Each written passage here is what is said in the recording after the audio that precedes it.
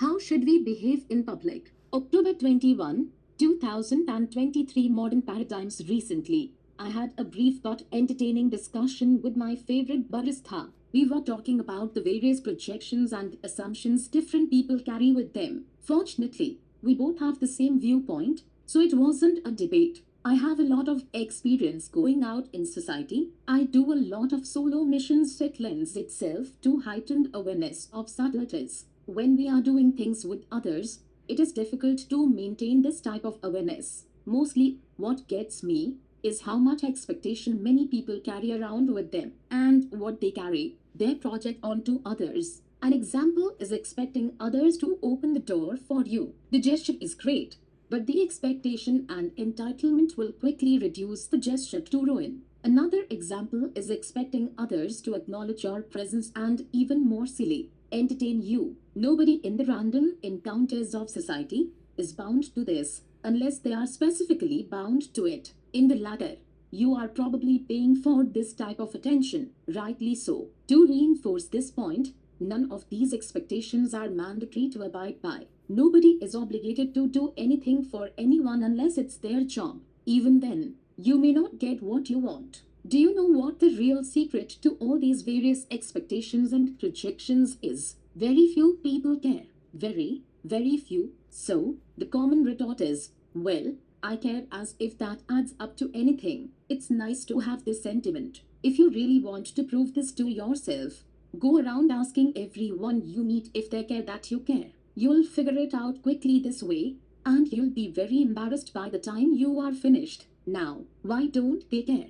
Good question. Most people don't care what your problem is because they are worried about their own problems. My problems and your problems are not automatically everyone's problems. This makes sense when you take the time to contemplate it. Very freeing as well. You have an opportunity at this juncture to stop being worried about something so trite and limited. Once you get comfortable with this situation, it's very uplifting. Uplifting because you dropped that sack of potatoes you were dragging around. You naturally feel lighter now, uplifted. So, the takeaway is you now stop caring that other people don't care. Again, the stress of carrying this projection is automatically released. Breathe the free air, my friends. Personally, I eliminate my own tendency to be like everyone else. I put effort into it. I eliminate the projection of expectation towards others. Now, sometimes a little bit of expectation is useful in situations where you literally are relying on someone else to serve you in some fashion. Even then,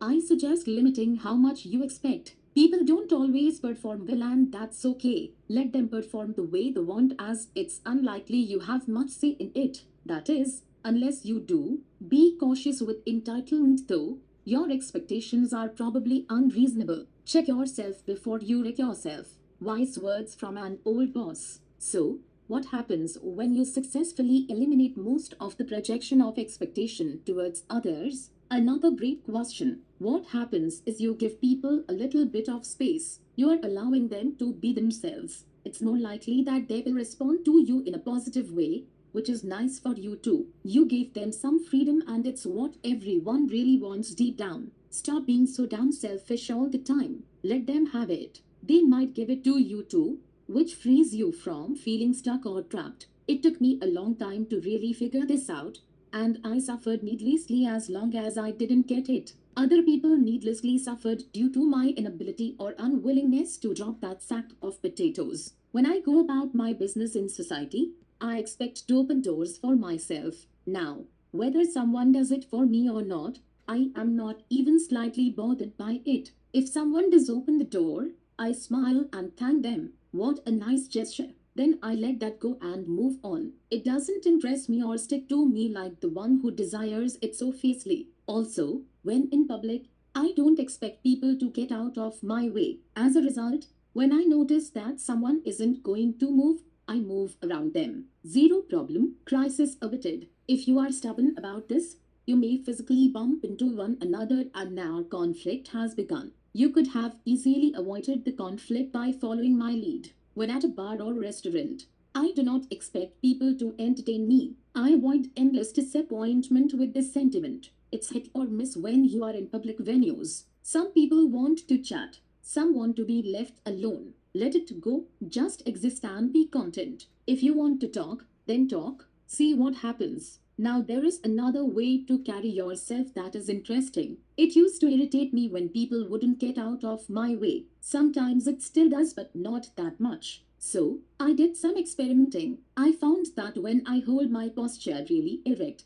move with sureness and intention, and have a strong gaze, people get out of my way more often. If they act in a petty manner, I hold up armor. Whatever is given is immediately given back. Most people aren't prepared to be held accountable, and their position is often weak to begin with. They will generally back down rather quickly. I am not suggesting picking fights, but you don't have to let others push you around, so to speak. People can't stick you if you don't let them stick you. Be like a non-stick skillet and let the eggs roll off the pan. On another note, paying closer attention to human dynamics will yield unexpected insight. When you do this, you will notice just how much negativity is commonly projected. You may have found yourself taking this for granted. Oh, it's just how it is, you say. Well, that's true to some extent, but doesn't have to be that way. What I mean is, you have the power to control it to some degree. One way to control it on your end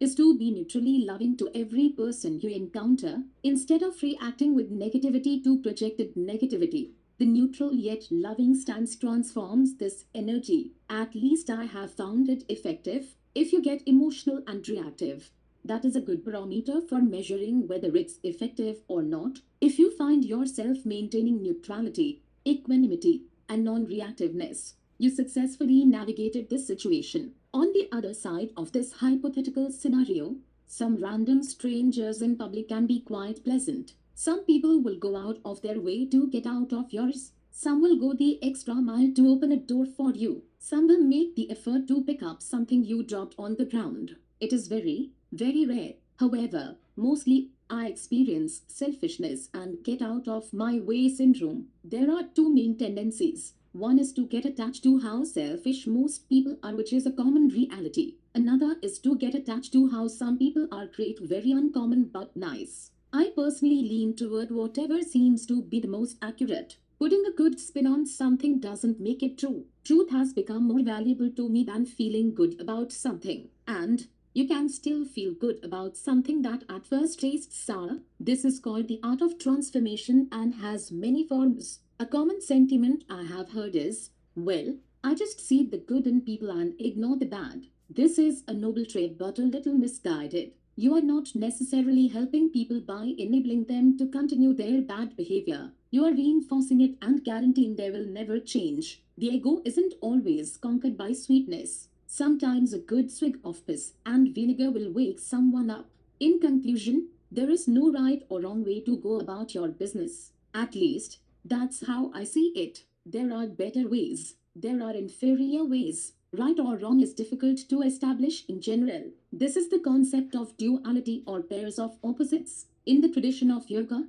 equanimity as well as neutrality is valued. Extreme emotional reactions aren't bad or wrong, but they compromise a person's stability. Stability is always a better place to be. I can never assert that when my emotions are compromised, I act better than when I have control over them. Never, not one time. That always works to my disadvantage. When people can see you are compromised, they will probably take advantage of it. Take the loss and move on. The moral of the story is everyone else is busy carrying their own dramas, expectations, and projections. They don't care about what others care about unless it's the same concern. If you meet someone that does, they are probably a saint. The saints of this world are truly unselfish, but they are hard to find. Now, when you notice someone being self centered and wrapped up in their own drama, let them be, let them do it. Don't get in their way unless you are trying to teach,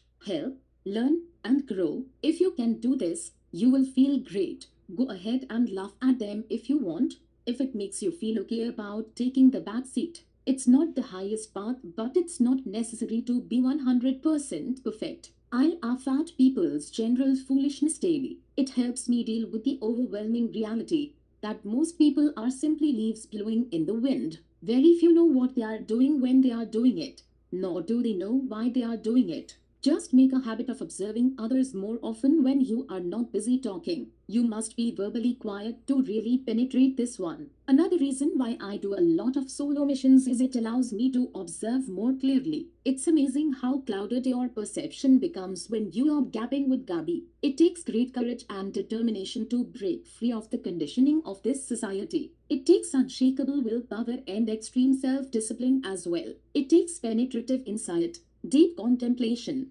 personal reflection, and some sort of spiritual practice. None of us will truly lose the shackles of conditioning, but it is possible to eliminate a great deal of it. The only thing truly stopping one from achieving this is oneself. Nobody else is actively restraining you unless they are. Are you kidding? Very few are going to put out the energy to control your thoughts. Some will try, of course, but if you resist even a little, they will likely drop it. The reality is, most people have their own agendas to pursue. There's only so much time and energy after all. Most people are banking on being able to control others easily. Only a small percentage of human beings have the tenacity to successfully micromanage others. It takes a tremendous amount of resources and energy, as well as time. Those are always limited to some degree. So the priority is constantly being reassessed. The point is, if you are sure in yourself, you'll easily get away with it. I am living proof.